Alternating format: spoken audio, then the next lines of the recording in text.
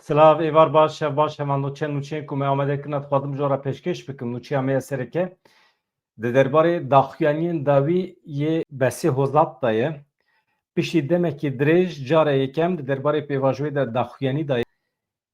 Gelekî dihate merexkirin çawa difikire ew ê di kîjan şert û mercan de bikaribin vegerin Bakurê Kurdistanê tevlî siyasetê bibin ev hemî dihate merexkirin.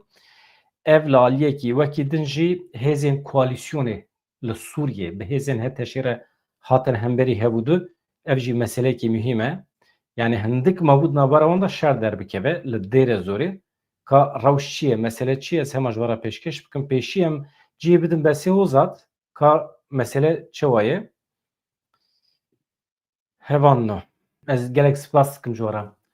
Ji ber eleqeya we ji bo vê kanala me gelek baş diçe, pêş dikeve. Hevalê me dibin abone, dibin endam, hêz û quwetê didin me. Heqeten em ji we îlham digirin. Bi xêra vê eleqeya we di demên pêş me de kanala me mezin dibe. Em jî ev jî zorê li me dike ku em bültenên bihêztir, kalîtelîtir çê bikin. Ev jî bi vî şiklî ye. Baş e. Hevseroka Konseya Revebir a Kejekê Rêzdar Besî Hozat dibêje em ê afiyê nexwazin. Em siyaseta demokratîk yasayên azadiyê dixwazin ku her kesê ku di nava têkoşînê de cî xwe digre bigire nava xwe. Yani ev qanûnên azadiyê dema derkevin ji mîlîtanên ji rêzê bigire heta însanên payebilind yên ku tevgerê bi rêve dibin hemiyan bigire nava xwe. Yani em bikaribin azad vegerin welatê xwe di çarçoveya demokrasiyê de di çarçoveya hukûqa ku em ê çê bikin em dixwazin azad bixebitin yani. Di şûna serê çê de di nava milletê xwe de em dixwazin bixebitin. Weya şertê wan e. Dibêje metirsiyekî gelekî ciddî li ser Tirkiye heye. Eger dewleta Tirkiye gav navêje pirsgirêka Kurdan li ser bingeha demokratîk çareser neke, hebûn û nasnameya Kurdan eger nas neke, siberoja Tirkiye gelekî tarî ye. Ez dibêjim hevano ev hevoka esasî ye ku mirov dikare derbixe pêş. Ez vêya bi destûra we bînim ser ekranê dayînim ji bo ku hevalê me jî bi me re bixwînin. Em hevokên bi vî şeklî dixwazin. Hûn çi difikirin? Besî Hozat dibêje eger dewleta Tirkiye gav navêje, eger dewleta Tirkiye pirsgirêka Kurdan li ser bingeha demokratîk çareser neke, dewleta Tirkiye eger hebûn û nasnameya Kurdan nas neke, siberoja Tirkiye gelekî tarî ye. Ew qasa net û zelal. Hevseroka Konseya Revebira Kejekê Besî Hozat tevlî bernameyekê televizyona medya haberê bû, pêvajoya ku Tirkiye û herem tê de derbas dibe, guherîna stratejîk a PKK qonaxa nîqaşên çareseriyê bi berfirehî di wê bernamê de analîz kir anî rojevê. Hozatê bibîranî ku Partiya Karkerên Kurdistanê PKK ji sala 2004 ve ye dev ji paradigmaya dewleta netewî berdaye. Nîqaşên vegera malê, nîqaşên di derbarê Efyê de bi tundî red kir. Besî Hozat destnîşan kir ku qonaxa duyemîn ya pêvajoyê dest pê kiriye dî, teqez kir ku daxwazên wan yasayên azadiyê yên ji bo her kesî ne û mafê siyaseta demokratîk dixwazin. Niha dibêje ji sala 2004 vir ve wan dev ji paradigmaya dewleta netewî berdaye, yani tê wê manî ku hevano dewletekî xwerrû temamî arzî ji bo netewekî îcap nake. Yani ne tenê Kurdistana azad û serbixwe ji bo Kurdan. Dewleta Tirkiye jî dibe ne tenê dewleta Tirkan be. Dewleta Iraqê ne tenê dewleta Ereban be. Dewletekî temamî aydê netew ne li gorî vê serdemê ye. Merov dikare pir netew bi hev re bijîn bi şiklê Ewropayê. Netew dewlet dibêje dewra xwe derbas kiriye. Merov dikare sînorên di nava xwe de jî rake. Mesela wextê ku merov netew dewlet naxwaze, tê wê menê ku sînorên heyê ê di navbera Iraq, Tirkiye, Sûriyê de ê ku Kurdistan perçe kiriye ew sînor jî bêwate dibin. Yani ez bi xwe ji wisa şîrove dikim. Yani wextê ku Tirkiye tenê aydê Tirkan hebe, mana sînor namîne. Çima merov hemî sînoran raneke û nikaribe bi hev re bijî li gorî hin prensîbên medeniyetê. Yani ez wisa şîrovê dikim, êdî hûn jî dikarin şîrovê xwe binî de binivîsînin. Yani bahsa yasayên azadiyê yên ji bo her kesî dike. Mafê siyaseta demokratîk li Tirkiye û Bakurê Kurdistanê. Niha axaftina besî hozat heye, çend xalên girîng ê ji axaftina wî me berhev kiriye, ew wisa em du hev rêz kin û biçin bê şîrove, paşê jî hûn dikarin bi xwe jî şîrove bikin, ez jî dikarim şîrovê xwe lê zêde bikim.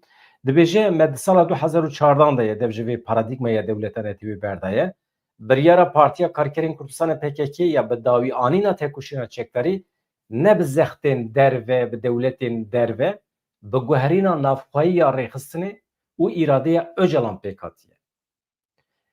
Rabirduya tevgerê a pêncî salî di şert û mercên şerê Sar de şekil girtibû, lê di cîhana îro de êdî ev rêbas kêm tê dîtin. Yani em kêm dibînin, têrê nake. Baş e? Yani ew siyaseta ku PKK li ser ava bibû a di pêncî salan de di şert û mercên şerê Sar de, yani ew du qutub rikberiya Amerîka û Yeketiya Sovyetan duwan deman de dibe şekil girtibû. Ji xwe ev teoriya Rêzdar Abdullah Öcalan e, ew dibêje PKK wan deman de wisa ava bû, lê îro şert û mercên cîhanê diguhere, em jî mecbûrin xwe li gorî şert û mercên cîhanê biguherînin, xwenû bikin. Ji canan milletê me hestiyar tev digere, netewperwer tev digere, pir ne amade ye ji van guherîn û veguherîna re, hinekî mirov zehmetî dikişîne, lê wê derbas be. Ama bi tu awayî milletê Kurd dev ji mafê xwe netewî bernade.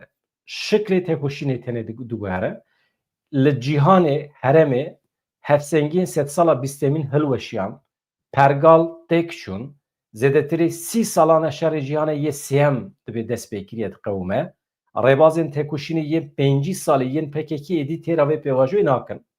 Mesela 2004 ve ye dev ji paradigmaya dewleta netewî berdaye. Mesela 2005 sistema kecekî ava kir. Sistema konfederaliya demokratîk me îlan kir.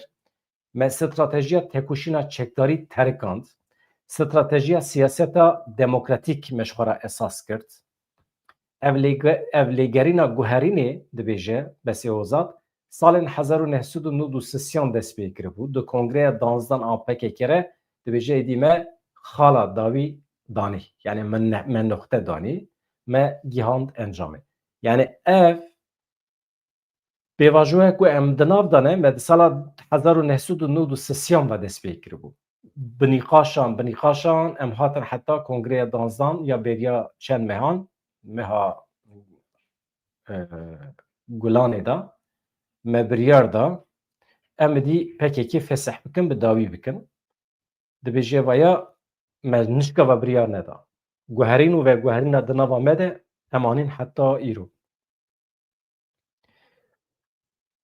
Yani stratejiya têkoşîna çekdarî ve terîkandiye stratejiya siyaseta demokratîk. Yani êdî şerê çekdarî têrê nake. Dibe em bikaribin vegerin welatê xwe siyasetekî demokratîk birêve bibin. Ya rastî hevanno niha siyaseta demokratîk hebû.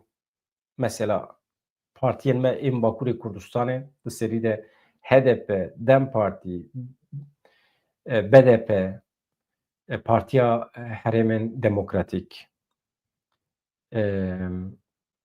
hemî dikevin çarçoveya stratejiya siyaseta demokratîk. Lê dewleta Tirkiye ji ber ku nedemokratîk e, dewleta Tirkiye ji ber ku zorbaz e, despot e, siyaseta demokratîk li gorî ku em dixwazin pêk nehat. Niha di vê pêvajoyê de êdî milletê Kurd zorê li dewleta Tirkiye dike xwe demokratîk bike, medenî bibe, entegreyê medeniyetê bibe ku em bikaribin şerê çekdarî bi temamî bi dawî bikin. Siyaseta heyî em bidomînin.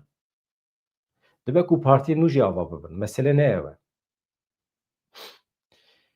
Ev lêgerîna guherînê salên 1993 dest pê kiribû bi kongreya 12 ya PKK re me xala dawî noxteya dawî danî. Me gihand encamê. Me ev biryar bi îradeya xwe ya azad bi xwesteka xwe da. Li ser vê yekê jî em bi biryarin bidomînin. Elbet divê tiştekî heye em qebûl dikin. hemî peyamên Abdullah Öcalan bi destûra dewletê gihîştin me. Tê wê manê ku dewletê jî qebûl kiriye. Hemî tiştê ku Öcalan ji me re şandiye, ji me re dibêje, dewletê jî qebûl kiriye. Em wisa dizanin. Xweza tê balkişan ser wê yekê ku pêvajo bi agahî bi êrêkirina dewletê dimeşe.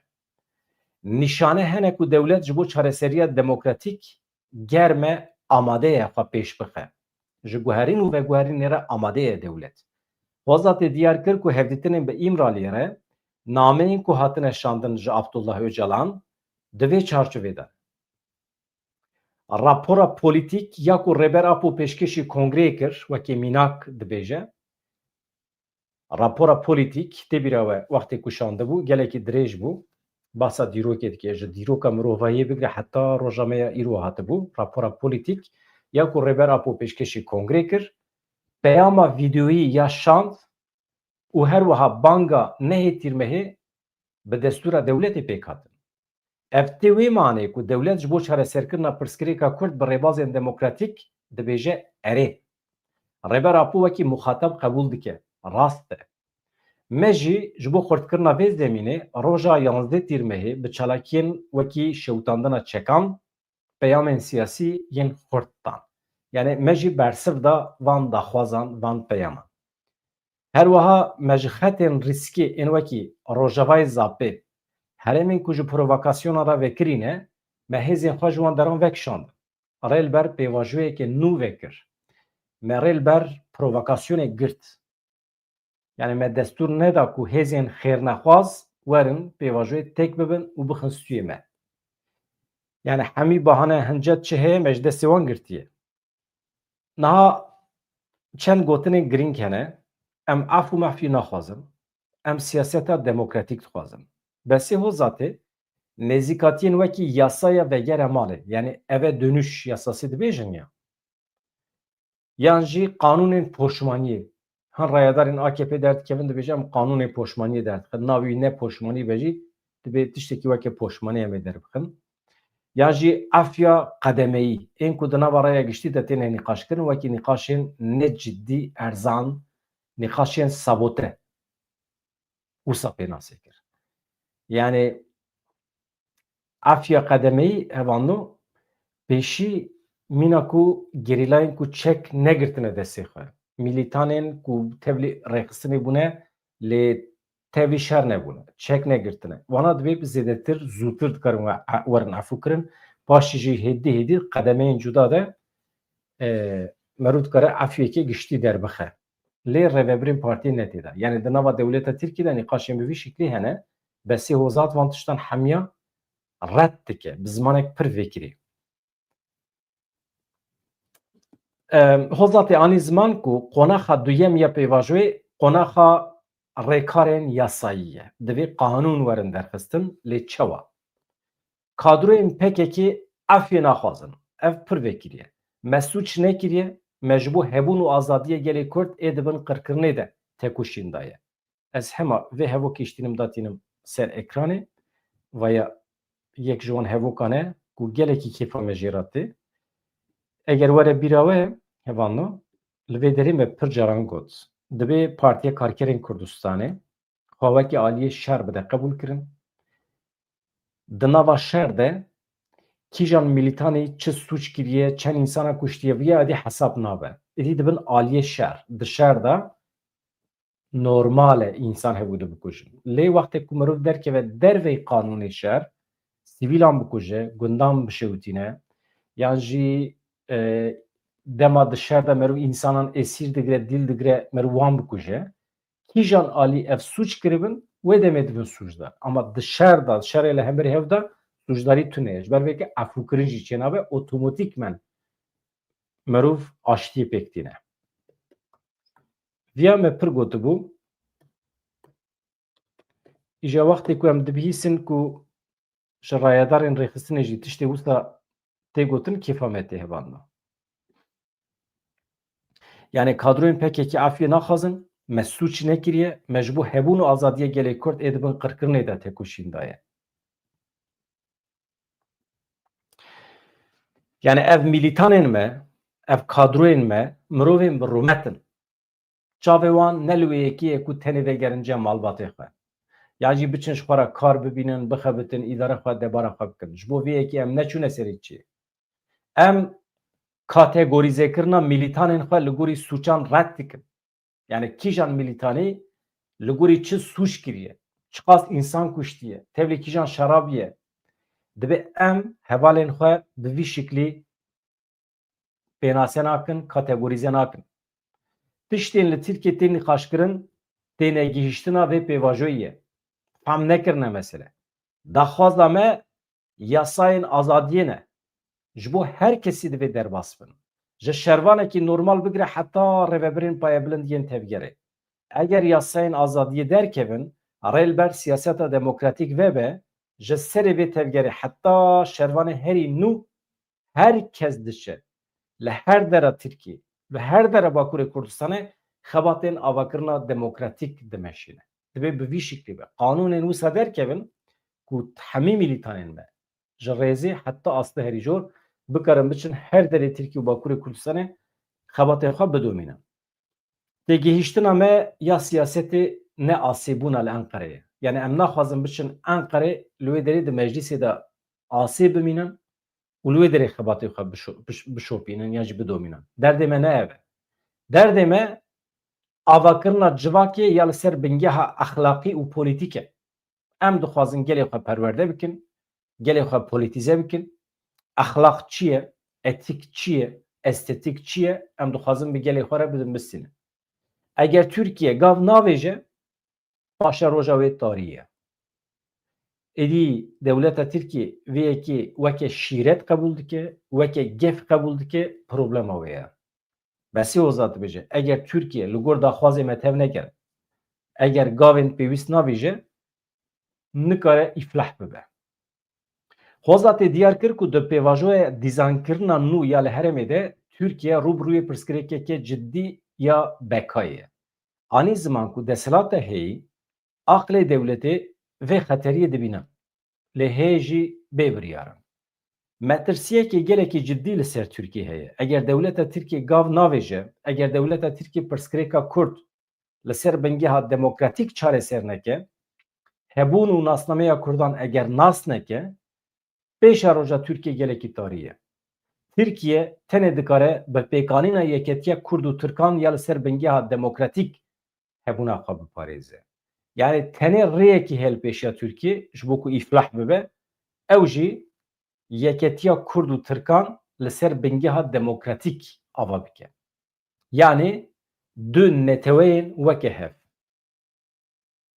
mafê her du netewên sedî sed weke hev be yani kêm be nabe em Kurd mafê takekesî naxwazin em li hember qanûnan em ji xwe wek hevin li her derê dunyayê jî ama weke netew vê derê ji ber vê yekê dibêje pêkanîna yeketiya Kurd û Tirkan li ser bingeha demokratîk mühîm in dewlet Baxçelî kurahiya xeteriyê dibîne hewl dide ji xwe re rêyekî xêz bike lê desthilat hê jî bê biryar e bername polîtîkayên hikûmetê ê çareserkirina vê dozê tune ye yani hikûmeta îro ya AKP bê polîtîka ye bê bername ye di derbarê doza Kurd de nêzîkatiya em li konjonktûrê dinêrin û tiştekî bibînin dê bi Tirkiye re bide wendakirin binêrin nêzîkatiya dibe em ê li konjonktûra nû ya siyasî binêrin yani şert û mercên siyaseta rojhilata navîn ber vê ku derê ve diçe çawa şekil digire dibe eger li gorî wî takiye bikin eger li gorî wî taktîk bikin sedî sed bi Tirkiye didin wendakirin bi vî şiklî nabe besê hoza CHP rexne dike bi çend gotinan ez behsa wî jî bikim besê hoza bi zimanekî tund rexne li partiya CHP girt ku endam nedaye şandeya Îmiraliyê lê derî jî negirt bang li CHP kir hinekî xwedî cesaret be wêrek be di vê naberê de Özgür Özel carekî din bû serokê CHP hate hilbijartin însanekî nexirabe ya dixwaze tiştekî bike lê derdora wî heqeten netewperestên Tirk in şaşiyeke mezin bû CHP endam neda şandeya Îmiraliyê vê yekê xizmeta desthilatê kir rêbera po ser müzakerevanê gelê Kurd e. Bê ku wî wekî muxatab bigirin gotina em pirsgirêkê li parlamentoyê çareser bikin divê nejedile. Bi vê helwesta CHP di nava Kurdan de rê li ber hêrsêvê kir. Lê her tişt neqediya ye. Rêbera ku giringî dide pêşengiya CHP ya divê pêvajoyê de. Divê CHP ji kodên xwe yên netewperest û kevin xilas bibe, rêbera ku wekî muxatab bigire, giranî bide pêvajoyê. Wekî Partiya Yekem ya Hilbijartinên Herêmî divê înîsyatîfê werbigire. Hûn zanin Besî Hozat Hevanlo yek ji wan kesan bû ku di pêvajoya hilbijartinê de destekek tam da bû CHP. Ev şaredarên me şaredariyên ku hatin hilbijartin bi destê bi alîkariya wekî hevbeş jê re çi dibêjin. Dem Partî û CHP bûn yek di hilbijartina hin şaredariyan de veya hakikaten bi xêra Partiya Karkerê Kurdistanê bû. Yani piştgirî dan CHP divan hilbijartinan de. Ji wextê ku CHP wisa netewperest tev digere nexweş e. û dîsa jî derî vê kiriye dibê dikarin werin. Mijarekî din dibêje hevanno hin kes pêvajoyê ji erî dikin, mirov hinekî baldar be li ser vê mijarê. Besî Hozat wisa dibêje. Di nava desthilatê de bi taybetî hin derdor hene, hin kes hene, pêvajoyê sabote dikin, dixwazin xirab bikin. Ji ranta şer dixwazin menfaet bi dest bixin. Hozatê diyar kir ku şêwazên kesî wekî Yaşar Güler mesela, Hakan Fidan, Ömer Çelik pêvajoyê ji erî dike. Bang li Raya Giştî Demokratîk kir. Dibêje çi? Nav jî daye. Hakan Fidan jî mesela pêvajoyê ji erî dike, Yaşar Güler jî, Ömer Çelik jî. Rast e, her sî jî bi vî şiklî ne. Serkeftina vê pêvajoyê girêdayî tekuşînê ye. Li hember helwesta desthilatê ya ku pêvajoyê ji civakîbûnê direvîne, divê hêzên demokrasiyê jin ciwan derdorên çepkir sosyalîst li vê pêvajoyê xwedî derkevin. Divê dijberiya şer û daxwaza aştiyê li seranserê Tirkiye belav bibe. Eger xwedî derketin û tekoşîneke xurt pêk were, pêvajo digihêje serkeftinê. Wekî din dibe ku xitimîn encamên neyênî çêbibin, dibêje Besî Hozat. Ya ev li gundê Lacanê çi diqewime, mesele çi ye, ew qasa însan diçin wê dirê, şer û pevçûn çêbiye li wê dirê. Yani hêzên ewlekariyê yên Hewlêrê derdora gundê Lacanê dorpêş kirine, elektrîk, înternet bi ser gundiyan de hatiye birîn. Tam mesele çi ye? Ez hema bu ara parve bikim hevanla. Di derbarê Besî Hozat de mijar ew qase hevanla. Ya din ez hema video bu ara parve bikim. Mesela ev gundê Lacanê şan Kanal 8 parve kiriye. Başûrê Kurdistanê hakikaten êrişê ser gel dikin. Çi ye mesele, daw çi ye, dibe hinekî zelal be. Ya ku mitxwast ez nîşanê we bidim, ev e.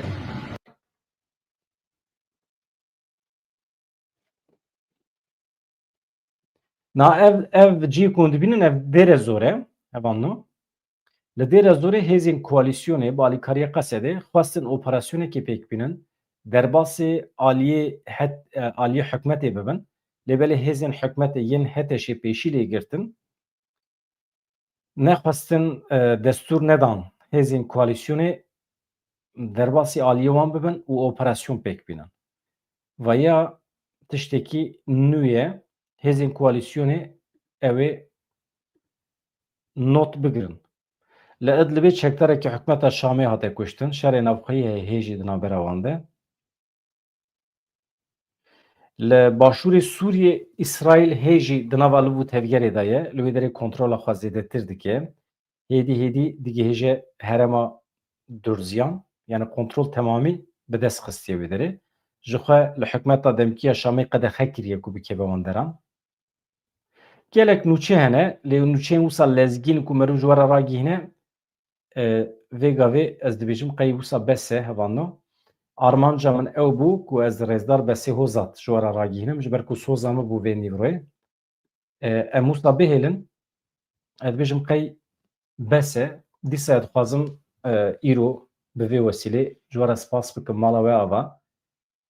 û him eleqa nîşanê temamî kanala me didin, bi taybetî bernameya me ya vê nîvroyê me pêşkêş kir çend û çi we ecibandiye.